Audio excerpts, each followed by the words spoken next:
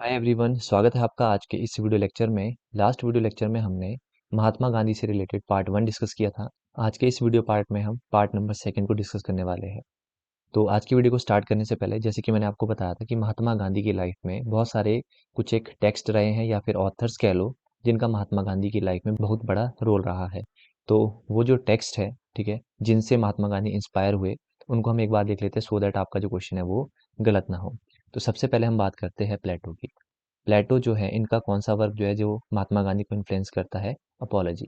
Direct factual question है, याद रखिएगा। उसके बाद बात करते हैं हेनरी डेविड थॉरो। इसकी हमने कल भी बात की थी, ठीक है। इनका जो वर्क है सिविल डिसोबीडियंस, वो महात्मा गांधी वहां से सीखे थे। उसके बाद बात करते हैं जॉन रस्किन। बहुत बार ये नाम आपने सुना होगा, कल भी हमने देखा था। जॉन रस्किन का एक मोस्ट फेमस वर्क है अनटू दिस लास्ट। बहुत बार एग्जाम में ये क्वेश्चन पूछा जाता है, तो इसको तो आपने ज़रूर याद रखना है। जॉन रस्किन की जो किताब है अनटू दिस लास्ट, इनसे महात्मा गांधी बहुत ज़्यादा इंस्पायर हुए थे। देखो इनसे क्या क्या चीज़ें महात्मा गांधी को सीखने को मिले। एक तो सिंपल लिविंग, सादा जीवन किस तरह से रहा जाता है। उसके बाद कम्युनिटी लिविंग और वैल्यू ऑफ मैनुअल लेबर, ये सारी चीज़ें महात्मा गांधी ने किन से सीखी? जॉन रस्किन से। उसके बाद बात करते हैं महात्मा गांधी की भी सिमिलर वर्क आपको देखने को मिलता है। इस तरह का क्वेश्चन भी हमने कल देखा था। तो जॉन रस्किन ने जो वर्क अनटू दिस लास्ट में इन्होंने मेंशन किया है, सिमिलर वर्क महात्मा गांधी ने भी मेंशन किया है अपनी हिंद स्वराज में। ठीक है, तो ये वाला क्वेश्चन भी हमने कल देखा था। नेक्स्ट बात करते हैं राल्फ वाल्डो एमर्सन। देखो इन्होंने जो है कॉन्सेप्ट ऑफ इंडिविजुअलिज्म दिया था। तो सीधा फैक्ट पूछा जाता है, ध्यान में रखिएगा। उसके बाद बात करते हैं टॉलस्टॉय। ये इंपॉर्टेंट नाम है, बहुत बार हम इसको आगे भी डिस्कस करेंगे। इनका जो वर्क है वो आप याद रख लो, the kingdom of God is within you. ये बस आपको यहाँ पर ध्यान में रखना है। उसके बाद बात करते हैं विलियम सॉल्टर की। विलियम सॉल्टर का जो वर्क है इथिकल रिलीजन, बस ये आपको यहाँ पर ध्यान में रखना है। तो ये सारे फैक्चुअल पॉइंट्स थे, ध्यान रखिएगा। अब आते हैं हम एमसीक्यूज पे। तो आज का फर्स्ट क्वेश्चन डिस्कस करते हैं, question number 21। Which authors idea the kingdom of God is within you influenced Gandhi. अभी हमने डिस्कस किया था कि ये जो वर्क है वो किसका है? टॉलस्टॉय। तो इसका राइट आंसर क्या होगा? Option number D. इसी तरह से हमने एक इथिकल रीजन वर्क भी देखा था। इथिकल रीजन जो वर्क है ये किसका है? William Salter. बाकी आप वीडियो को पॉज करके इनके नोट्स भी बना सकते हैं। अगले क्वेश्चन की बात करते हैं, question number 22। With which Russian novelist did Gandhi correspond regularly. Gandhi किस रूसी उपन्यासकार के साथ नियमित रूप से पत्र व्यवहार करते थे? तो इसका राइट आंसर है option number C, Leo Tolstoy. अगला question number 23। What was the time period of the moderate phase in Gandhi's life in South Africa. देखो गांधी जी की जो लाइफ है साउथ अफ्रीका में, वो आपको दो फेज में देखने को मिलती है, ठीक है। एक तो हो गया मॉडरेट फेज। मॉडरेट फेस आपको देखने को मिलता है 1894 से 1906 तक। और दूसरा जो फेस आपको साउथ अफ्रीका में देखने को मिलता है गांधी जी का, वो है सत्याग्रह फेस। सत्याग्रह फेज जो है ये आपको देखने को मिलता है 1906 से लेकर 1914 तक। तो ये दो फेजेस में महात्मा गांधी की लाइफ आपको साउथ अफ्रीका में देखने को मिलती है। तो इस क्वेश्चन पे आए तो यहाँ पर पूछा गया था मॉडरेट फेस का। तो मॉडरेट फेस आपको देखने को मिलता है 1894 से 1906। राइट आंसर है ऑप्शन नंबर बी। अगला क्वेश्चन है question number 24। On what date did Gandhi establish the Natal India Congress. Gandhi ने नटाल इंडियन कांग्रेस की स्थापना किस तिथि को की थी? फैक्चुअल क्वेश्चन है, बहुत बार एग्जाम में आपको देखने को मिलता है। तो नटाल इंडियन कांग्रेस की जो स्थापना है वो आपको देखने को मिलती है 22 मई 1894। तो इसका right answer option number C. अगला है question number 25। What role did Gandhi play in Boer war. Boer युद्ध में गांधी जी ने क्या भूमिका निभाई थी? देखो ये जो बोर वॉर है ये एक्चुअल में हुई क्यों थी, इसके बारे में थोड़ी सी चर्चा कर लेते हैं। देखो एक जगह थी ट्रांसवाल। ये जो ट्रांसवाल जगह थी ये बहुत ज़्यादा रिच थी गोल्ड में। और उस टाइम पर जो है वहाँ पर बोर गवर्नमेंट रहा करती थी। तो ब्रिटिशर्स जो है वो प्लॉट करते हैं कि ये जो बोर गवर्नमेंट है इसको यहाँ से खदेड़ा जाए, ठीक है। तो इसी कारण जो है आपको बोर वॉर देखने को मिल जाती है। तो ब्रिटिशर्स ने जो है ये वॉर एक्चुअल में इनिशिएट की थी। तो बोर वॉर जो है वो आपको देखने को मिलती है 1899। और आपने इसमें याद रखना है ये जो बोर वॉर थी, इसमें जो गांधी है वो किसका साथ देते हैं? ब्रिटिशर्स का। गांधी ने किसका साथ दिया था? ब्रिटिशर्स का।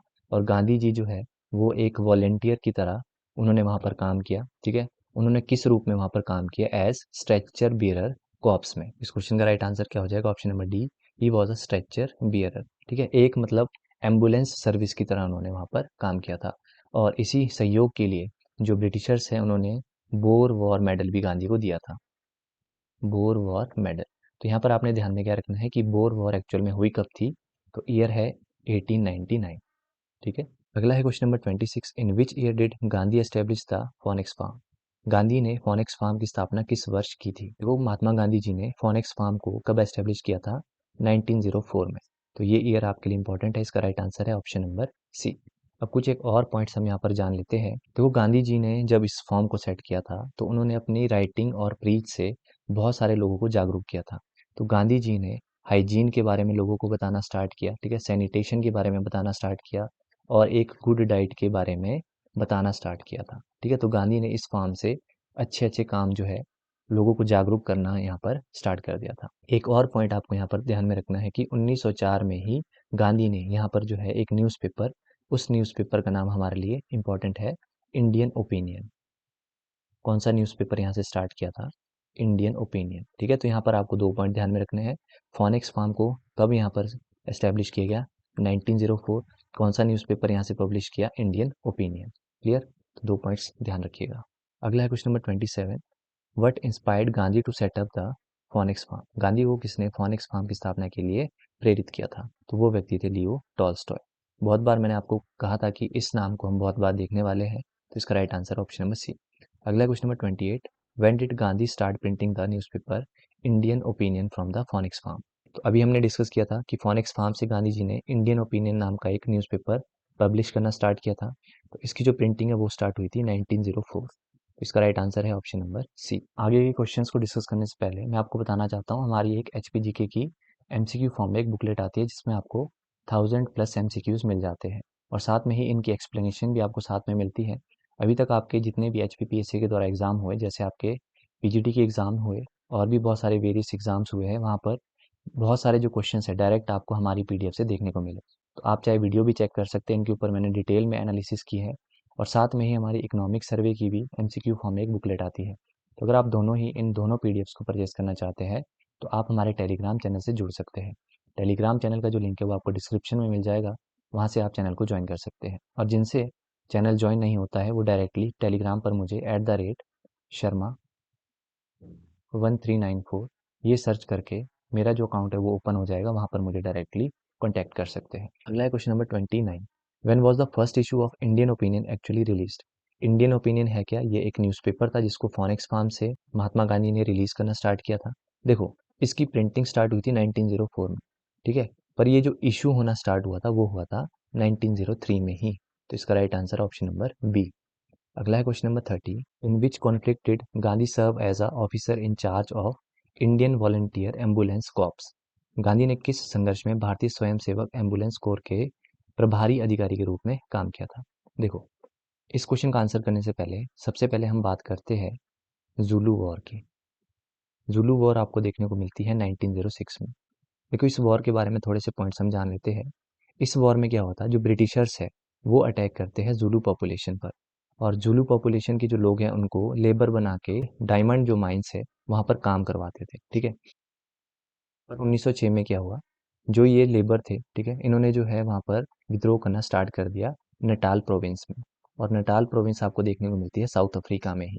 ठीक है, तो इन्होंने ब्रिटिशर्स के अगेंस्ट जो है वो रिवोल्ट कर दिया। और ये जो रिवोल्ट था इन्होंने क्यों किया था, ये डिमांड करे थे अपने लैंड राइट्स की। ठीक है, जो लेबर बना के जिनको रखा था वो अपने लैंड राइट्स के हक के लिए यहाँ पर आवाज़ उठाने लगे। तो इसीलिए जो है आपको जुलू वॉर देखने को मिलता है। अब याद रखिएगा ये जो जुलू वॉर हुई थी इसमें महात्मा गांधी ने किसका साथ दिया था, तो महात्मा गांधी ने ब्रिटिशर्स का साथ दिया था। ठीक है, और ब्रिटिशर्स का जब उन्होंने साथ दिया तो किस तरह से उन्होंने साथ दिया, वो एक वॉलंटियर की तरह उन्होंने काम किया, किसमें, एम्बुलेंस कॉर्प में। तो इसका राइट आंसर क्या हो जाएगा, ऑप्शन नंबर सी। अगला क्वेश्चन है question number 31, what was the controversial Transvaal ordinance that Gandhi lead a satyagraha against in 1906-1908। वह कौन सा विवादग्रस्त ट्रांसवाल अध्यादेश क्या था जिसके विरुद्ध गांधी ने 1906-8 में सत्याग्रह किया था। देखो मैंने आपको स्टार्टिंग में बताया था कि महात्मा गांधी की साउथ अफ्रीका में 2 फेजेस में लाइफ देखने को मिलती है। वन इज मॉडरेट फेज जो कि 1894 से 1906 तक था और दूसरा जो फेज था वो था सत्याग्रह फेज 1906 से 1914 तक। तो बात है 1906 की। 1906 में महात्मा गांधी ने अपना सबसे पहला जो सत्याग्रह है साउथ अफ्रीका में वो किया था अगेंस्ट ट्रांसवाल ऑर्डिनेंस के। ट्रांसवाल ऑर्डिनेंस, ये पॉइंट आपने ध्यान में रखना है। अब ये जो ट्रांसवाल ऑर्डिनेंस है, इसमें क्या जारी किया गया था, इसमें जितने भी इंडियंस है उनके लिए कंपलसरी रजिस्ट्रेशन कर दिया था। ठीक है, जो रजिस्ट्रेशन है उसको कंपलसरी कर दिया था। तो ये था महात्मा गांधी का 1906 में सबसे पहला सत्याग्रह साउथ अफ्रीका में, ध्यान रखिएगा। तो इस क्वेश्चन पे आते हैं, ट्रांसवाल ऑर्डिनेंस किसके ऊपर बेस्ड था, compulsory registration passes for Indians. इसका right answer option number A. अगला है question number 32, in which year was Gandhi arrested for his campaign against the Transvaal registration act. तो इसके अगेंस्ट जो है गांधी को कब अरेस्ट किया गया था, 1908। तो इसका right answer option number C. अगला question number 33, in March 1913 which controversial order did Supreme Court in Cape Town issue that Gandhi campaigned against. March 1913 में केप टाउन में सर्वोच्च न्यायालय ने कौन सा विवादास्पद आदेश जारी किया जिसके विरुद्ध गांधी ने अभियान चलाया था। साउथ अफ्रीका के केप टाउन का जो सुप्रीम कोर्ट था, उन्होंने एक ऑर्डर जारी किया था। अब वो ऑर्डर क्या था, इस ऑर्डर में बात की गई थी कि जितने भी नॉन क्रिश्चियंस हैं उनकी जो मैरिज है उसको नलिफाइड घोषित किया जाए। ठीक है, क्या ऑर्डर था कि जितने भी नॉन क्रिश्चियन पॉपुलेशन है उनकी जो मैरिज है उसको नलिफाइड डिक्लेयर किया जाए। अब इस चीज़ को जब गांधी ने देखा, क्योंकि बहुत सारे जो लोग थे उन्होंने वहाँ पर मैरिजेस कर रखी थी। ठीक है, बहुत सारे ऐसे इंडियंस थे जिन्होंने मैरिजेस कर रखी थी, तो उनके आगे फिर फर्दर बच्चे भी हो गए थे। इस तरह से नॉन क्रिश्चियन मैरिजेस है उनको नलिफाइड घोषित करना, ये महात्मा गांधी जी को सही नहीं लगा। ठीक है, तो उन्होंने जो है इसके अगेंस्ट भी आवाज़ उठाई थी। तो केपटाउन का जो सुप्रीम कोर्ट है उनका ऑर्डर क्या था कि invalidation of non Christian marriages. तो इसका राइट आंसर क्या है, ऑप्शन नंबर सी। अगला है question number 34, what significant event happened in April 1913 related to Gandhi's campaign. April 1913 में गांधी के अभियानों से संबंधित कौन सी महत्वपूर्ण घटना घटी थी। देखो, अप्रैल 1913 में हुआ क्या था, डिटेल में इसको जानेंगे। अप्रैल 1913 में देखो, जो साउथ अफ्रीका के पीएम थे, उस टाइम पे जो पीएम थे वो थे स्मट। ये जो स्मट है, ये क्या करते हैं, ये इंट्रोड्यूस करते हैं 3 पाउंड का 3 पाउंड का पोल टैक्स। और ये जो पोल टैक्स है ये किस पे लगाया था इन्होंने, इंडियंस पर। ठीक है, तो ये भी इंडियंस के ऊपर थोड़ा सा अत्याचार हो रहा था, तो इसी के अगेंस्ट जो है गांधी ने भी कैंपेन किया था। तो गांधी का जो कैंपेन था वो था campaign against the 3 pound poll tax on Indians. तो इसका राइट आंसर है ऑप्शन नंबर बी। अगला है question number 35, in which year did Gokhale visit South Africa to support Gandhi's effort. Gandhi के प्रयासों को समर्थन करने के लिए गोखले ने किस वर्ष दक्षिण अफ्रीका की यात्रा की। तो कब गए थे, 1912। तो राइट आंसर ऑप्शन नंबर सी।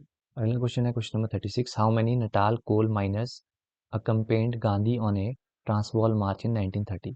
1913 में ट्रांसवाल मार्च में गांधी के साथ कितने नटाल कोयला खनिक थे। देखो, ये जो क्वेश्चन है वो एक्चुअल में क्या है, जैसे कि मैंने आपको बताया कि साउथ अफ्रीका के जो उस टाइम पे पीएम थे स्मट, इन्होंने क्या ऑर्डर जारी किया था, इन्होंने बात की थी कि जो इंडियंस है उन पर 3 पाउंड का जो है वो पोल टैक्स लगाया जाए। ठीक है, ये जो पोल टैक्स था अपने आप में 3 पाउंड बहुत ज़्यादा थे। तो गांधी जी ने भी इस बात को देखा, और जो वर्कर्स हैं उनके लिए इस टैक्स को देना बहुत ज़्यादा डिफिकल्ट हो रहा था। तो गांधी क्या करते हैं, गांधी विदाउट परमिशन क्या करते हैं, वो नटाल कोल जो वहाँ पर वर्कर्स थे इंडियन, उनके साथ एक मार्च निकाल देते हैं।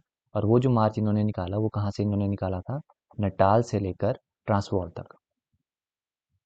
और ये जो इन्होंने मार्च निकाला ये विदाउट परमिशन के निकाला था। तो इसके बाद जो है गांधी को अरेस्ट भी कर लिया जाता है। तो कितने जो नटाल कोल माइनर्स वर्कर थे उस टाइम पे गांधी जी के साथ, 2000। तो इसका right answer option number C. अगला क्वेश्चन है क्वेश्चन नंबर 37, इंपॉर्टेंट क्वेश्चन है, ध्यान से इसको कवर करते हैं। यहाँ पर है, who was involve in the negotiation that lead to the Smuts agreement on January 1914।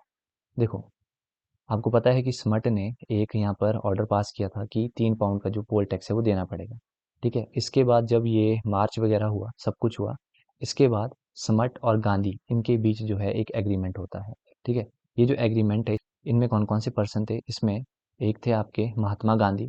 ठीक है, एक थे इसमें लॉर्ड हार्डिंग, और कौन थे इसमें, C.F. एंड्रयू, और थे इसमें जनरल स्मट जो कि उस टाइम पे पीएम थे। तो ये व्यक्ति उसमें शामिल थे। तो इसको जाना जाता है स्मट एग्रीमेंट, जो कि हुआ था जनवरी 1914। तो इसका right answer option number B. अगला क्वेश्चन है question number 38, which form did Herman Kallenbach donate to Mahatma Gandhi which became known as Tolstoy farm. Herman Kallenbach ने महात्मा गांधी को कौन सा जो खेत है वो दिया था जिसे टॉलस्टॉय फार्म के नाम से जाना जाता है। तो इंपॉर्टेंट क्वेश्चन है, तो कौन सा फार्म गांधी जी को दिया था, इसका राइट आंसर है ऑप्शन नंबर सी, जोहानिसबर्ग। और आपसे ये क्वेश्चन भी एग्जाम में पूछ सकते हैं कि जो टॉल्स्टॉय फार्म गांधी जी को दिया वो किस व्यक्ति के द्वारा दिया गया था? तो उस व्यक्ति का नाम भी आप याद रख लो, हरमन कालिनबाग। अगला question number 39, who accompanied Mahatma Gandhi and his wife on their final walk from South Africa to London in 1914? Mahatma Gandhi और उनकी पत्नी के साथ 1914 में दक्षिण अफ्रीका से लंदन की अंतिम यात्रा पर कौन गया था? तो कौन थे उनके साथ? हरमन कालिनबाग, जिन्होंने महात्मा गांधी को टॉल्स्टॉय फार्म दिया था। Next question is question number 40, यह है आज का last question. Which famous writer and philosopher influenced Hermann Kallenbach and lead to the naming of Tolstoy farm? किस प्रसिद्ध लेखक और दार्शनिक ने हरमन कालिनबाग को प्रभावित किया और टॉल्स्टॉय फार्म का नामकरण किया था? तो किसके नाम पर जो है टॉल्स्टॉय फार्म रखा गया था? वो व्यक्ति थे लियो टॉल्स्टॉय। तो इसका right answer option number B. तो यहीं तक ही इस वीडियो सेशन को हम रखते हैं। आपको वीडियो कैसा लगा कमेंट करके ज़रूर बताइएगा। तो अगर आप चाहते हैं कि मैं किस पर्टिकुलर टॉपिक पर वीडियो लेकर आऊँ, तो वो जो टॉपिक है आप कमेंट सेक्शन में ज़रूर मेंशन करना। तो मिलते हैं नेक्स्ट वीडियो में। Till then bye bye.